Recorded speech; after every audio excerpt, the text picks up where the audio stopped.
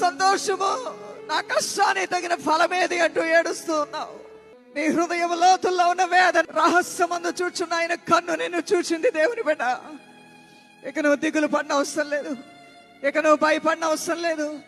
నువ్వు కడుపారా తిని తృప్తి పొంది దేవుణ్ణి పట్ల చేసిన ఘనమైన కార్యములను అన్య జనుల్లో ప్రచురించినట్లుగా నీ కొమ్మని దేవుడు లేవనెత్తబోతున్నాడు. యేసునామములో నీ ప్రభు నీకు అన్నిటినీ సమకూరుస్తున్నాడమ్మా. ఏదైతే ఉండవలసింది నీ ఇంట్లో లేదని ఏడ్చావు, ఉన్న వాటిని పోగొట్టుకున్నానని ఏడ్చావు, అవసరమైన సమయంలో అన్ని దూరం అయిపోయాయని ఏడ్చావు, అజ్ఞానంతో అవివేకముతో తెలుసో తెలియకో ఎన్నిటినో విలువైన వాటిని చేజార్చుకున్నానని ఏడ్చావు.